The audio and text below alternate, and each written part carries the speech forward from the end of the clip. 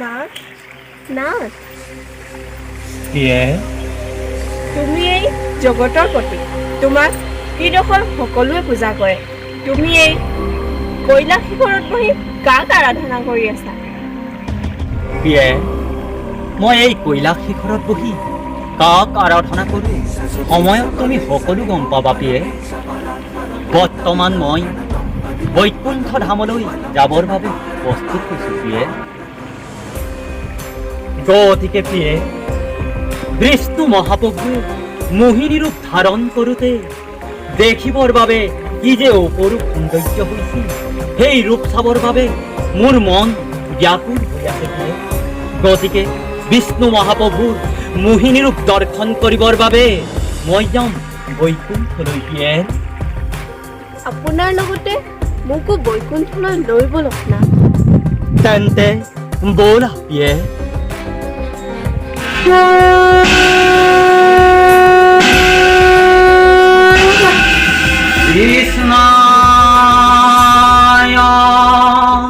হে স্বামী, এই হেন অবিনাশী বৈকুণ্ঠপুৰ থাকোঁতেও তুমি আকৌ কিয় বিনাশী তিনি গুণময় সংসাৰ সৃষ্টি কৰিলে প্ৰভু? হে পিয়ে, বেয়া নাথাকিলে তুমি ভালৰ অনুভৱ কেনেকৈ কৰিবা? গতিকে পি ভাল আৰু বেয়া দুইটাকে মই সমান কৰি বিনোদ বিলাস কৰিবৰ বাবে এই তিনি গুণময় বিনাশী সংসাৰ সৃষ্টি কৰিলো প্ৰিয়ে।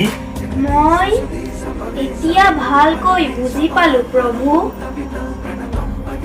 আহা আহা শংকৰ, আহা গৌৰী, বৈকুণ্ঠপুৰলৈ তোমালোক দুয়োকে স্বাগতম জনাইছো। আসন গ্ৰহণ কৰা। প্ৰভু, অভাগী সেৱা গ্ৰহণ কৰক। তেজস্বী ভৱ। নমো নমো মাধৱ, তুমি বিধিদাতা, তুমি জগতৰ গতিমতী, তুমি পিতা মাতা প্ৰভু, তুমি পিতা মাতা, তুমি পৰমাত্মা ঈশ্বৰ এক, একো বস্তু নাহিকে প্ৰভু তোমাত ব্যতিৰেক। তুমি পশু পক্ষী সুৰাসুৰ তৰু তিন্য, হে প্ৰভু অজ্ঞানত মূৰ্খ হবে দেখে ভিন্ন ভিন্ন। হে প্ৰভু, দেখি আছো মই তোমাৰ বিবিধ অৱতাৰ, কিন্তু কিন্তু প্ৰভু দেখা নাই প্ৰভু তোমাৰ মোহিনী অৱতাৰ। হে প্ৰভু, যি মোহিনী অৱতাৰ ধাৰণ কৰি তুমি দৈত্যক অমৃতৰ পৰা বঞ্চিত কৰি দেৱতাক অমৃত প্ৰাণ কৰালা প্ৰভু, সেই মোহিনী ৰূপ চাবৰ বাবে গৌৰী সমে এই শংকৰ আজি বৈকুণ্ঠত উপস্থিত হৈছে প্ৰভু। হে শংকৰ, দৈত্যই নিলে অমিত, দেৱতাৰ দেখি কষ্ট, সেইবাবেই ধৰিলো মই মোহিনীৰ বেশ। কামুক জনৰ তাত মহা কৌতূহল, তুমি মহাযোগী, তুমি চাই কি কৰিবা? সকলো মায়াতকে নাৰী মায়াই হল অতি কুৎসিত, মহাসিদ্ধ মুনিৰো চিত্ত হৰণ কৰে। সেই ত্ৰিৰূপ দেখি যদি তুমি ভুল যোৱা, তেতিয়া তোমাক হাঁহিব সমাজে। সেইবাবে তুমি মোক ক্ষমা কৰা পশুপতি। হে প্ৰভু, মহাযোগ বলে মই শুদ্ধ কৰি আছো কায়া, সকলোকেই মইতো ব্ৰহ্মময় দেখো। মদনকো দহি আছো প্ৰভু, কোনো শংকা নাই, কি কৰিব প্ৰভু সামান্য স্ত্ৰী মায়াই। তেন্তে চোৱা তুমি মোৰ সেই মোহিনী বেশ মোক কিন্তু নুদুখিবা তুমি। প্ৰভু প্ৰভু, ক'ত গলা তুমি প্ৰভু? প্ৰভু প্ৰভু, প্ৰাণেশ্বৰী, আহা মোৰ কাষলৈ আহি মোক এষাৰ মাত দিয়া। প্ৰাণেশ্বৰী, মোৰ এই ৰূপ যৌৱন সফল হওক। প্ৰাণেশ্বৰী,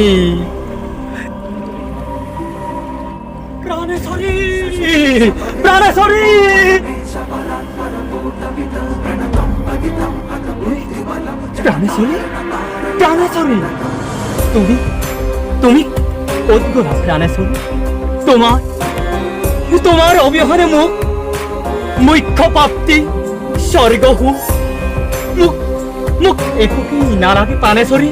মাত্ৰ মোক তোমাক লাগে। মোৰ এই উতলা প্ৰাণ তুমি শীতল কৰা প্ৰাণেশ্বৰী, শীতল কৰা।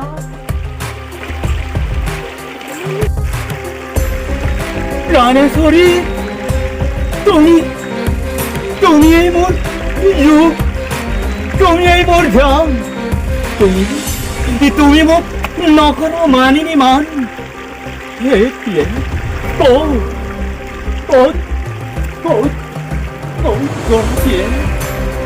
ক'ত গলা?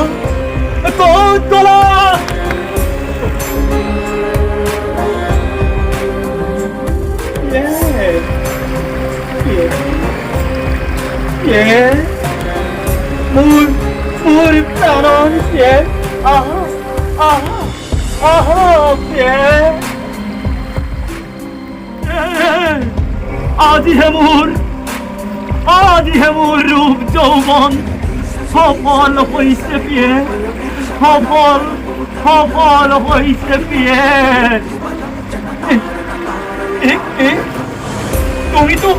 তুমিতো এইখিনিতে আছিলা প্ৰিয়ে। তুমি ক'ত গলা প্ৰিয়ে? তুমি ক'ত গলা প্ৰিয়ে? প্ৰিয়ে, মোৰ প্ৰাণহৰি প্ৰিয়ে,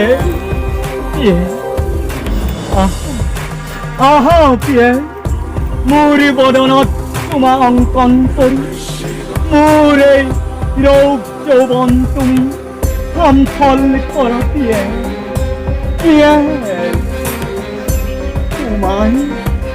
তোমাক একো কৰিব নোৱাৰে প্ৰিয়ে।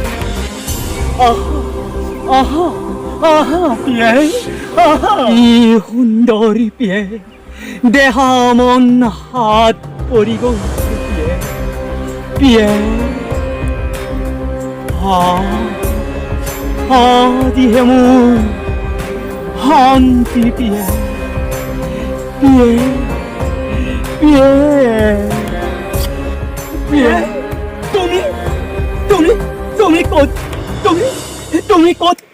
তুমি ক'ত গলা প্ৰিয়ে? তুমি ক'ত গলা প্ৰিয়ে?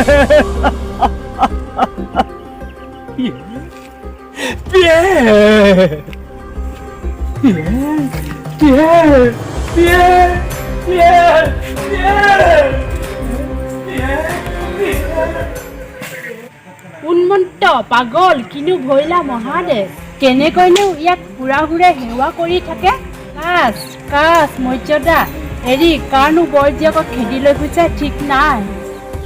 বিষ্ণু, কিহত কি বিপৰ্যয়, কিহত ভুল গ'ল গৌৰীনাথ? দেৱী লৈ আহ পূজা ভাগ, আগবাঢ়ি গৈ ভোলানাথক পূজা কৰোগৈ।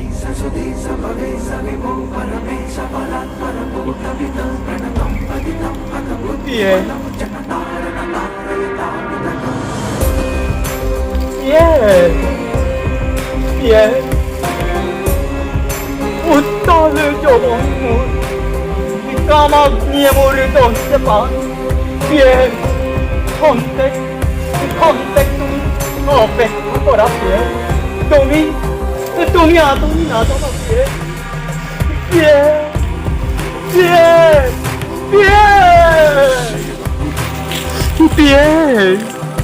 তুমি যদি মোক আদেশ কৰা তেন্তে তেন্তে মই মুণ্ডমালা গুচাই গলে পিন্ধো হেমহাৰ ইয়ে বাঘৰ ছাল এৰি মই পিন্ধিম দেৱাংগ বসন আৰু পিয়ে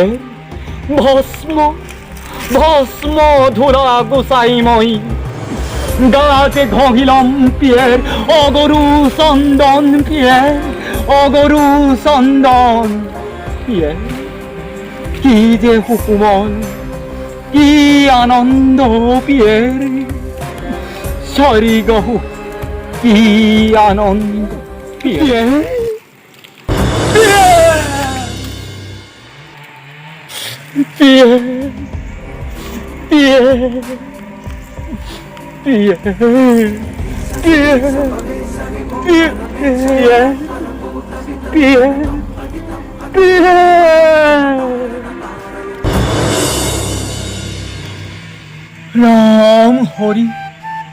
ৰাম হৰি মোৰ এই কৰ্মই আজি মই ত্ৰিভুৱনক হহুৱালো মই কেনেকৈ এতিয়া পাৰ্বতীৰ মনক বুজাম তেওঁ ক'ব তুমি কোন নাৰীৰ লগত ঘূৰি ফুৰিছিলা মোক ঘৰত সোমাব নিদিব মই বাৰু কেনেকৈ পাৰ্বতী মনক বুজাম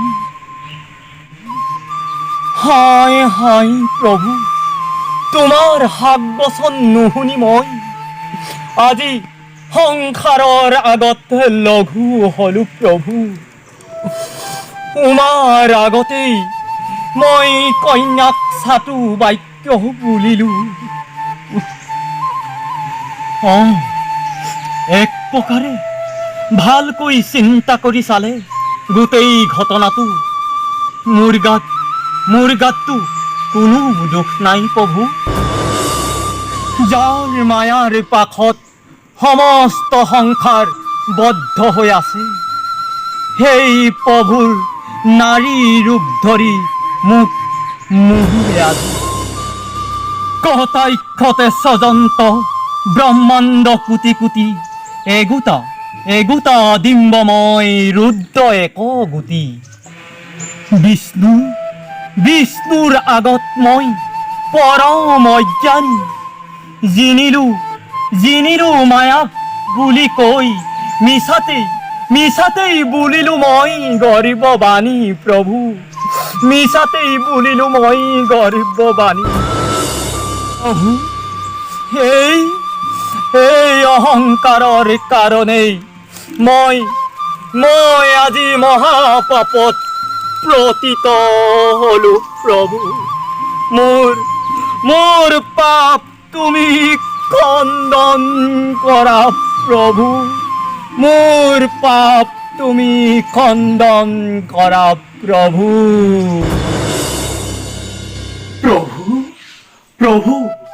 আপোনাৰ হাক বচন নামানি আজি এই শংকৰে সমাজৰ আগত লঘু হলো প্ৰভু আজি সমাজৰ আগত মই লঘু হলো প্ৰভু মোৰ এতিয়া কি বিলাই হ'ব প্ৰভু মোৰ এতিয়া কি হ'ব প্ৰভু